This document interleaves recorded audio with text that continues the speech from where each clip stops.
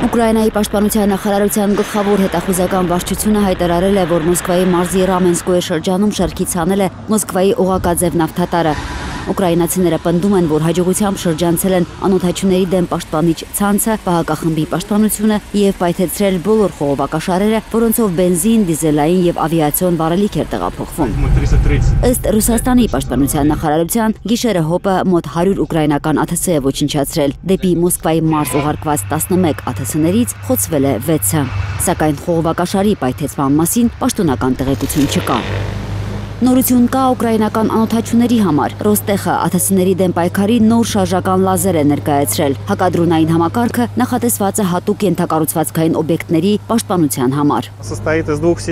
Հակադրոնային համակարգը երկու մասից է բաղկացած։ Լազերային համակարգ, որի հիմնական բաղադրիչը բարձր հզորության լազերային ճառագայթն է, որը ֆիզիկապես վնասում է անօդաչու թռչող սարքերը,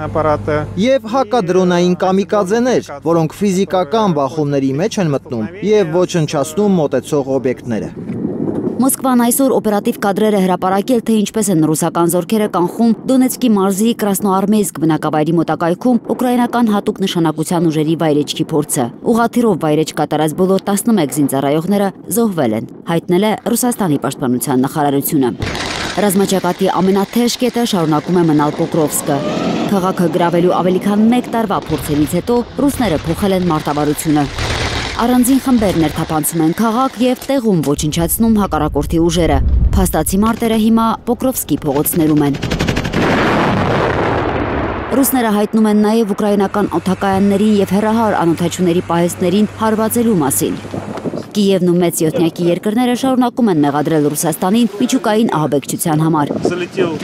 Ըստ Ուկրաինայի արտգործնախարարության, միջազգային մարդասիրական իրավունքի կոպիտ խախտում է քաղաքացիական էներգետիկ ենթակառուցվածքների թիրախավորումը։ Ռուսական հարվածներից վնասվել են հարավուկրաինական եւ Խմելնիցկայա ատոմակայանների արտաքին էլեկտրահաղորդման գծերը։ Ռովնոյի 3-րդ կայանը հարձակումների պատճառով ստիպված է եղել նվազեցնել իր 4 ռեակտորներից 2-ի հզորությունը։